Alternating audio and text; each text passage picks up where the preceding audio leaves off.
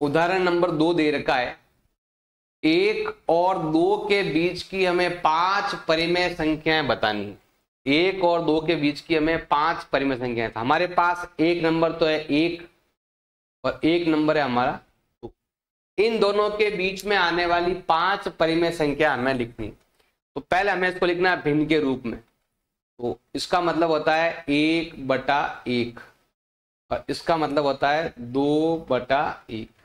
तो पहला काम यह करना है कि जो संख्या भिन्न के अंदर है वो संख्या समान होनी चाहिए, लेकिन यह समान ही है, इधर भी 1 है इधर भी 1 है।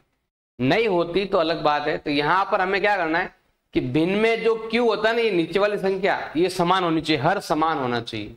अगर हर समान है, अब जितना पूछा गया है उससे ज्यादा संख्या आपको लेनी है। जो पूछा गया है उससे ज्यादा संख्या से हमें क्या करना है, गुणा करना है। तो यहां पूछा गया है 5 संख्याएं, तो हम क्या करेंगे 5 ज्यादा यहां पर ले लेंगे, 10-10 से गुणा कर लेंगे। 10-10 से गुणा यहां भी कर लेना है और 10-10 से गुणा यहां भी कर लेना है। यहां पर गुणा करने पर आता है आपके 10/10 और यहां पर गुणा करेंगे 2 × 10 करेंगे तो होता है 20/10। आप चाहो तो 6 भी ले सकते हो, 6/6 या 7/7 या 8/8, क्योंकि एक चीज हमेशा ध्यान रखना है कि 2 परिमेय संख्याओं के बीच में असंख्य या अनंत परिमेय संख्या होती है। तो इस चीज का आपको ध्यान रखना है।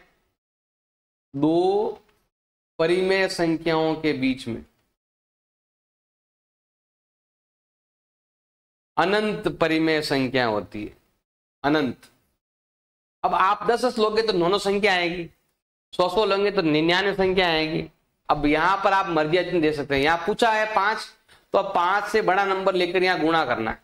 अब हमें इनके बीच में आने वाली 5 संख्याएं आपको लिखनी है। इनके बीच में आने वाली 5 संख्याएं आपको लिखनी है। तो आप देखोगे, थोड़ा ध्यान दोगे तो 10 तो सब में आ रहा है भाग में, इधर 10 है इधर 10 है, तो यहां पर भी क्या आएगा आपके 10 आएगा।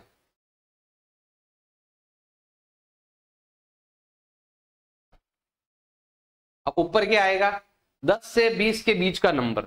अब 10 और 20 के बीच में क्या क्या होता है, 11 होता है, 13 होता है, 14 होता है, 16 होता है, 18, 19, कुछ भी लिख दो।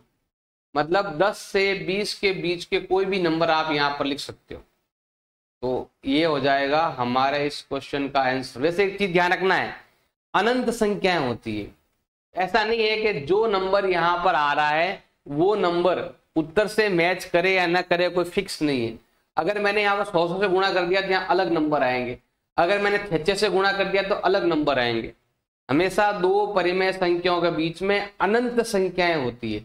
इस कारण ये जो भी उत्तर है वो आपके मेन उत्तर या पासबुक से मैच कर भी सकते हैं और नहीं भी कर सकते, कोई गारंटी नहीं है। इस चीज का आपको ध्यान रखना है।